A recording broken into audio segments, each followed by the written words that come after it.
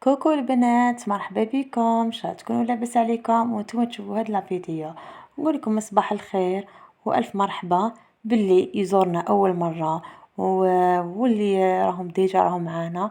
هذوك راهم اهل الدار، نقول لهم الف مرحبا. وان شاء الله تكونوا قاع بخير عليكم وانتم تشوفوا هاد لاغوسين.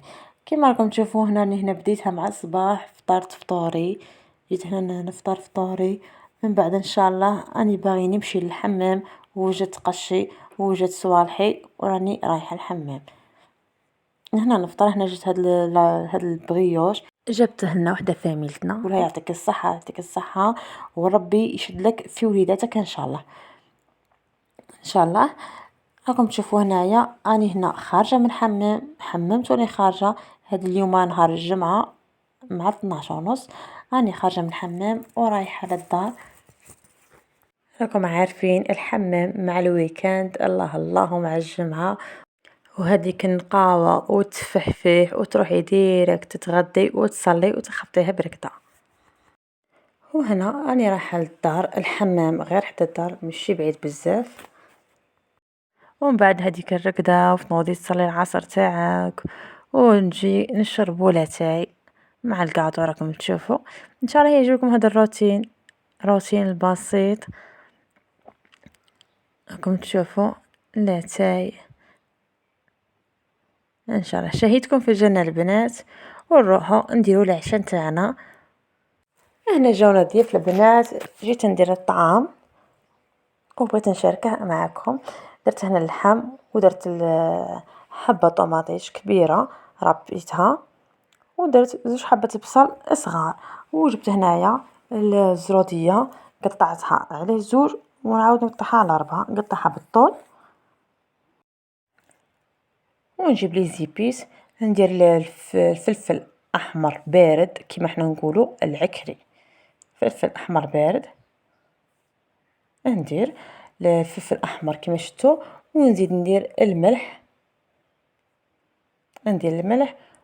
ونزيد شويه نتاع زيت غير باش يتقلى لي اللحم، شويه نتاع زيت حاجه قليله غير باش يتقلى لي اللحم. ونبدا نقلي في اللحم مع الخضره. ونجيب هنايا من بعد ما قليتهم مليح نبدا هنايا نمرق، وكي تغلي الكيكوطه عاد نبلع عليها وندير الصفاره نتاعي. ونجيب هنايا الطعام، نبل الطعام تاعي نغسله مليح ونصفيه في الصفايه. من بعد ما صفيته خليته هنايا يشيح شويه ونبدا نحتت فيه، نحتت في الطعام. راكم تشوفوا راه شايح مليح راه يابس، ونديره في الكاسكاسي فور. انا هنا البنات ما صورت لكمش الطعام بالتفصيل، هذه اخر مرحله اللي نديرها بالدهن. هي فيها 3 مراحل تاع هو الطعام فيه 3 توفيرات. الاولى نديروها بها الماء ونخلوه يرتاح، ونعاود نديره في الكاسكاس. والزوجه تاني نرشه به الماء نحطه في الكاسعه تاعي ونرش الماء ونعاود نرجع في الكاسكاس. والخطره الثالثه كي نحطه في الكاسعه تاعي نديره الماء والملح ونخليه شويه يرتاح ونديره في الكاسكا تاعي. وهذيك اخر مرحله نعاود نحطه ونديره الدهن كيما راكم تشوفوا دركا.